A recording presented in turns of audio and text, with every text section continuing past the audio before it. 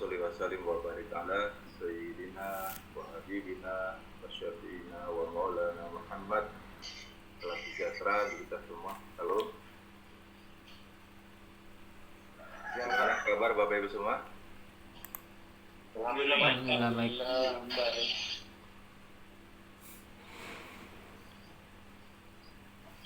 Kita bersyukur pada siang hari ini, alhamdulillah kita bisa jumpa, berkumpul, silaturahmi. Belum belajar ya, insya Allah besok baru kita mulai belajar. Tapi kalau mau juga hari ini kita tuntaskan boleh juga ya. Yang kedua, karena hari ini belum belajar ya, kita bina suasana saja dulu siang hari ini ya. Insya Allah besok kita akan mulai. Dan mohon izin ke panitia, Pak Takdir, juga Bapak semua, kita kena dalam perjalanan pelatihan ini karena masa melewati hari libur ya, Sabtu Minggu. Nah, saya kira ini waktu istirahat kita. Tapi gimana ini ceritanya? Itu sehingga mungkin supaya, karena kebetulan saya hari Sabtu ada agenda, ada acara, boleh nggak nanti materinya saya majukan? Kita majukan. Boleh. Bisa Pak. Ya. Di samping BLC atau bina suasana, mungkin kalau boleh untuk materi besok, ya, KTI sebagai pengembangan profesi bisa kita bawa hari ini. Boleh Pak, boleh. Hari Jumat kita ambil dua materi juga. Kalau bisa kita naikkan ke atas begitu, ya. Iya Pak. Kalau hari Sabtu mungkin kita tidak berkumpul di Zoom ini, tapi kita ada tugas mandiri yang Bapak Ibu bisa laksanakan ya. Itu satu materi. Dan memang kalaupun kita belajar di hari Sabtu itu, kita lebih banyak prakteknya daripada ini. Jadi bagus mungkin kita lepas saja hari Sabtu untuk tugas mandiri, kita berikan instrumen. Tapi materinya besok bisa kita bawa. Gimana Bapak Ibu, panitia, saya tawarkan. Nah. Ya, betul itu Pak. Begitu saja Pak. Iya. Saya sepakat juga. Nah, kasihan juga yang teman-teman yang dari rumah agak jauh dari kantor memakai datanya juga di hari libur, kan kasihan Pak. Iya. Saya sepakat Pak kalau yang seperti itu. Oke, yang penting ya karena BLC ini kita membawa kesepakatan ya. Selama tidak merugikan ya, dan kita sepakati ya.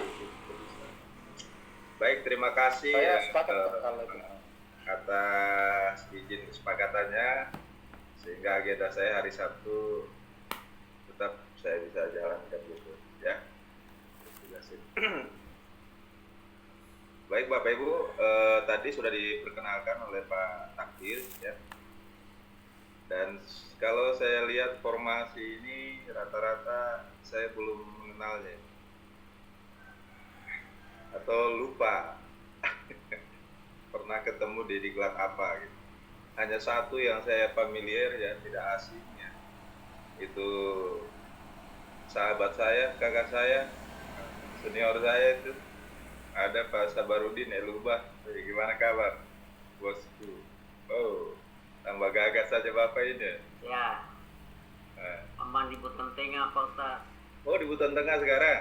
Ya. Saya kira masih di Wakatobi. Sudah pulang kampung. Tapi kan Pak, saya baru dulu. Sudah hijrah ke tangan yang penyuluh, mungkin bisa angkat tangannya. Penyuluh agama, angkat tangannya. Oke, semua hampir ya. Berarti selebihnya pengurus. Pak Basri, dari mana Pak Basri? Oh, tidak dengar, beliau lagi asik. Pak Basri lagi asik.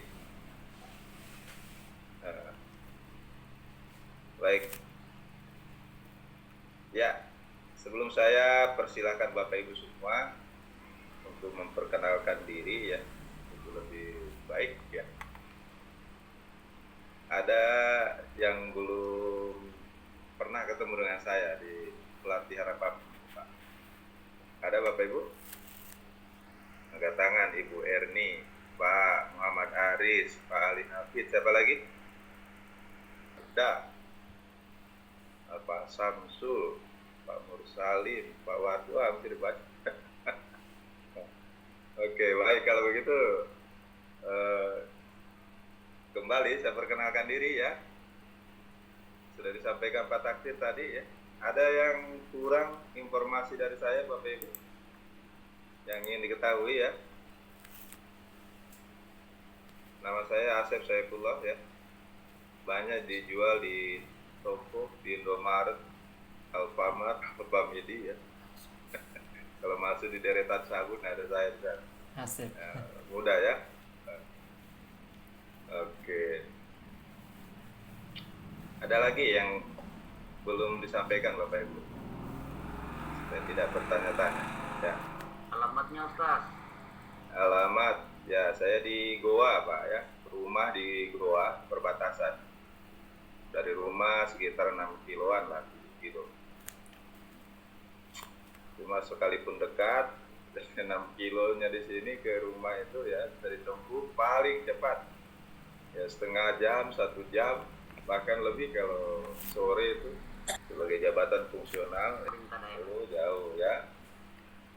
Kita orang Kementerian Agama ya semiskin-miskinnya serendah-rendahnya jabatan orang Kementerian Agama masih bisa mengalahkan kepala seksi yang ada di Pemda.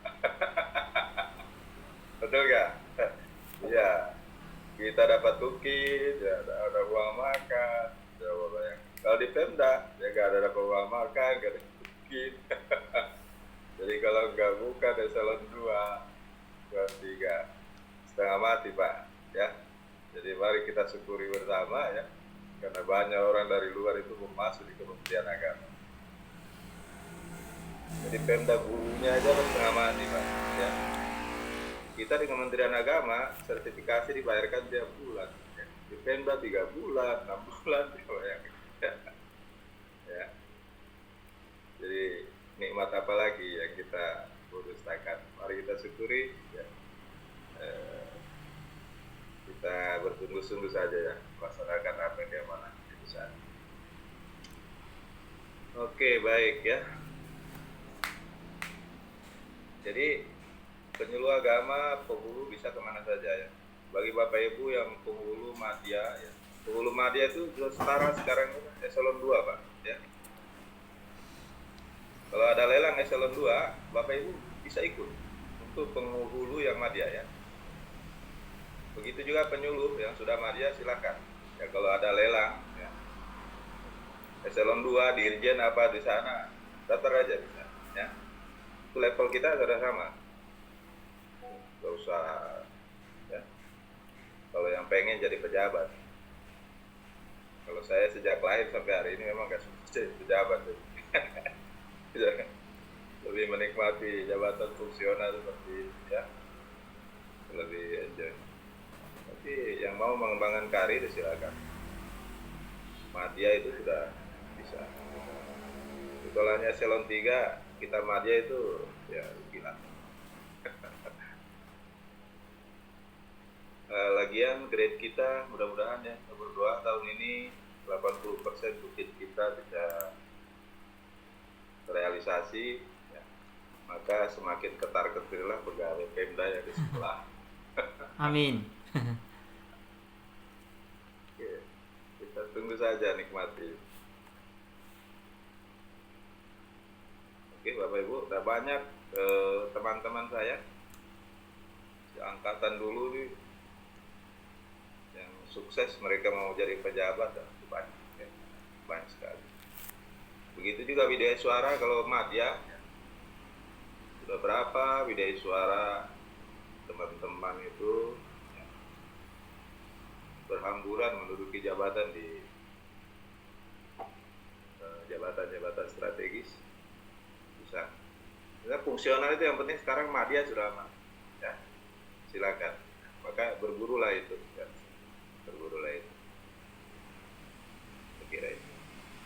Bapak Ibu sekalian, salah satu jabatan strategis penyuluh penghulu itu ya, ada indikator profesionalnya di dalam. Kita sebagai penghulu profesional, penyuluh profesional ya, kalau ada karya profesional, kalau ada karya profesi kita, apa itu karya profesi itu? Itu nanti materinya setelah ini kita sampaikan bahwa seluruh jabatan fungsional apapun dia di kementerian apapun dia itu dituntut ya untuk mengembangkan profesinya ya, untuk mengembangkan profesi. Jadi ada bekas dari profesi yang dia jalani ya. Nah, bekas itu hanya napak tilahnya, jejaknya itu hanya bisa dilihat dari ya apa yang sudah dia tulis ya. Ya, itulah yang disebut dengan karya ilmiah. Apakah karya ilmiah itu satu-satunya jalan untuk kita mengembangkan profesi? Tidak ya. Itu hanya sebahagian kecil dari seluruh kegiatan profesi kita sebagai penyuluh dan penghulu. KTI itu hanya sebagian. Nah, masih banyak hal lain yang bisa kita lakukan yang nilainya sama ya dengan pengembangan profesi yang bernama karya tulis. Nah, sebentar kita bahas ya. Itu Bapak Ibu. Nah, untuk itulah kita bertemu, yang mudah-mudahan Bapak Ibu masuk mendaftar ini sudah tahu posisinya bahwa bukan hanya karena ikut ya, bahwa kita masuk itu supaya kita berada dalam wilayah ini. Saya mau dapatkan indikator profesional itu. Nah, apa harapannya Bapak Ibu? Harapannya setelah kegiatan ini selesai, kita bisa melaksanakan salah satu tugas profesi ya. Bagus ya kalau kita bisa menulis. Kalau tidak bisa menulis, bagus kalau kita bisa menyadur, menerjemahkan ya. Itu juga bagian dari pengembangan profesi ya. Oke, bagus kalau kita bisa menyusun jumlah dan ya, banyak hal yang bisa kita lakukan ya, dalam pengembangan profesi. Bagus kalau kita bisa bikin buku ya. Bagus kalau kita bisa menulis, mempublikasikan jurnal ya. Oke, buat artikel dan sebagainya. Pertanyaan ya, Pak, saya tidak memiliki kemampuan. Semua orang ya. Jadi kalau kita kembali ke usul fikih ya, pada dasarnya semua orang itu blank, nol ya, kosong, tidak punya apa-apa. Jadi kalau kita mengatakan, Pak, saya tidak memiliki kemampuan apa-apa, lah memang fitrahnya kita ya, itu kita difitrahkan tidak memiliki kemampuan apa-apa, tidak memiliki kemampuan apa-apa. Tapi dengan fitrahnya juga ya, kita bisa memiliki kemampuan gitu. Nah, jalan menengahi keduanya itu di mana ya? Satu, fitrah kita inilah haula wala quwwata illa billah, ya tidak punya daya apa-apa. Tapi di sisi lain ya, kita juga ya diberikan potensi ya untuk bisa mengembangkan diri itu kita sebagai khalifah ya, bisa mengendalikan ya, kehidupan ini. Ya artinya apa, Nat? Jalan tengahnya di mana? Jalan tengahnya ya di apa? Tengah-tengahnya itu belajar. Oke? Itu belajar.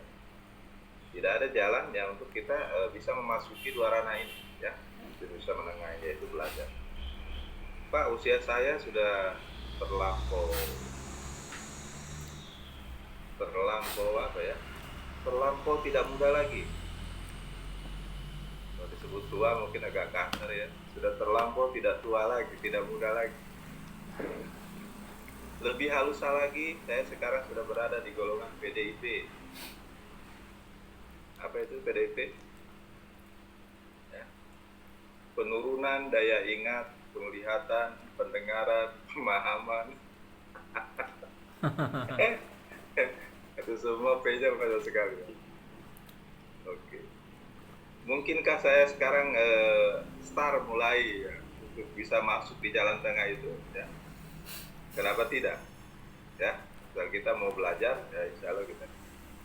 Dan saya paham Bapak Ibu tidak mudah untuk membawakan materi ini bagi saya. Ya. Tidak mudahnya bukan berarti saya tidak mampu untuk menyampaikan materinya itu. Bukan. Tidak mudah ya untuk bisa membuat apa yang kita sampaikan itu ya. Bapak Ibu bisa lakukan, itu yang repot. Kenapa? Ya, karena faktor itu tadi. Nah, bagaimana supaya nyambung, Pak, antara apa yang kurikulum mau, ya, dengan perubahan yang terjadi pada Bapak Ibu semua, ya. Menengahinya gimana? Ya. Cara menengahinya ya kita perlu kerjasama kelihatan. Ya. Kita perlu kerjasama Bapak Ibu ya. Kerjasama untuk apa? Kerjasama untuk belajar. Sama-sama kita belajar. Itu yang penting ya. Sama-sama kita belajar. Oke, mungkin itu yang bisa kita lakukan ya pada posisi kita sebagai PDIP. Oke, ada kerjasama. Yang ketiga apa ini supaya kita bisa masuk di sini ya. Jadi silaturahim kita pada kesempatan ini, pada pelatihan ini ya, kita harus sikapi ya dengan senang hati. Jangan disikapi dengan terpaksa. Ya. Oke, kalau kita bisa santai Bapak Ibu, kita rileks saja sebagaimana karena kita bukan siapa-siapa ini. Satu alma mater ya. Bapak Ibu dengan saya satu alma mater ya. Sekalipun ada penghulu, penyuluh pada kita semua ya. Jadi kita enjoy saja, santai saja. Sebagaimana kita berhadapan ngobrol di warung kopi, yaitu lebih enak sebenarnya daripada kita formal-formalan di usia kita yang seperti ini ya. Gimana Bapak Ibu menurut Bapak Ibu? Ya. Ya, seperti itu kelihatannya. Sehingga otak kanan kita ya itu bisa bermain dengan maksimal ya, dan otak kiri kita ya tidak merasa terbebani ya dengan masalah-masalah yang pelik ya kalau kita ikuti cara kerjanya bersama dengan otak kanan kita fungsikan. Itu yang saya inginkan mungkin Bapak Ibu, harapan kita ya supaya apa? Supaya kita bisa enjoy ini. Oke, itulah perkenalan dan harapan daripada materi. Nah, terus strateginya nanti apa yang bisa kita ikuti Bapak Ibu? Saya tidak ingin membebani Anda semua ya, untuk masuk di wilayah atau di ranah-ranah sulit seperti zamannya saya kita dulu ya. Melakukan penelitian itu sepertinya rumitnya luar biasa ya. Apalagi berhubungan dengan analisis data ya, mengolah data dengan SPSS ya, dengan banyak sekali ya. Dengan Excel dan sebagainya. Semua aplikasi untuk analisis data itu memerlukan latihan yang terus-menerus diulang-ulang. Nah, saya tidak membebani itu ya. Tapi pastikan ya kita tidak membebani dengan hal tersebut, tetapi kita bisa mengetahui jawabannya Bapak Ibu. Istilahnya ada soal tapi saya tidak tahu bagaimana soal itu saya runut ya, dalam penyelesaian masalahnya ya. Tapi saya tahu jawabannya. Nah, Oh, mungkin seperti itu ya. Di era umur sekitar seperti itu yang kita inginkan. Nah, jadi gak usah khawatir Bapak Ibu, nanti saya akan coba pakai pasukan saya ya. Saya punya pasukan banyak ya, ada pasukan jin saya nanti kita kerahkan. Tapi dalam pembelajaran ini bukan jin yang ada di samping kiri saya, di kanan saya, dan di muka belakang Bapak Ibu semua, enggak. Ya. Ya, saya pakai jin yang wujudnya robot. Ya, nanti kita akan minta tolong dengan robot yang menemani pekerjaan kita. Apa robot itu namanya? Robot itu namanya AI. AI, Artificial Intelligence. Ya. Apa itu? Ya. Artificial Intelligence itu kecerdasan buatan, itu robot. Ya. Nah, ini teknologi yang begitu canggih, ya, itu memudahkan kita untuk menyelesaikan masalah-masalah yang kita hadapi. Kita akan coba ya. Dan kalau hanya sekedar formalitas Bapak Ibu punya karya itu ya, itu udah sampai 15 menit ya, itu selesai. Kita tidak perlu diklat sebenarnya. Ya, 15 menit selesai. Lengkap selengkap-lengkapnya ya. Kemudian apa? Anti plagiasi. Dan bisa kita pertanggungjawabkan, dan Bapak Ibu bisa coba-coba nanti dipublish ke media publikasi terindeks ya. Kita akan coba. Begitu juga membuat buku ya. Hal termudah yang Bapak Ibu tidak merasa terbebani menurut saya itu adalah buat buku. Buku ini cenderung bertahan lama Bapak Ibu. Kalau kita menuangkan pemikiran kita ke dalam buku, itu cenderung daya tahannya itu lama ya. Ketimbang kita melakukan penelitian. Lakukan penelitian ya, itu apa yang kita tahu itu ya sesaat. Saya pengen mengetahui ini, melihat datanya, faktanya apa semua, hasilnya seperti apa, selesai Pak. Habis itu orang lupakan ya. Ya ada segmentasi. Tapi kalau buku ya, apalagi buku yang isinya semacam tutorial, semacam panduan, semacam resep lah begitu ya. Apapun dia, itu dia akan bertahan lama gitu. Kita yang sudah habis baca ya, tapi ada orang yang belum tahu tentang itu, pasti dibaca lagi. Nah, dibaca lagi. Yang lain tahu, ya anak-anak kita pasti dia baca lagi gitu. Jadi daya tahannya daya tahan pemikiran yang tertuang di buku itu lebih lama. Ya, ketimbang artikel dan sebagainya. Saya tidak tahu kalau pemahaman penangkapan Bapak Ibu. Jadi menurut saya yang kita ikuti, kita lalui itu seperti itu. Nanti itu Bapak Ibu sekalian, mudah-mudahan silaturahim ini ya, kita jalani dengan pola kekeluargaan saja lah. Kita santai ya, jangan ada yang terbebani. Kita aja saja. Mungkin cukup ya dari saya. Jadi perkenalan materi, perkenalan diri. Ini materinya tidak banyak lah. Materi kita ini cuma tidak banyak ya. 4 ya. Jadi sistematika, analisis,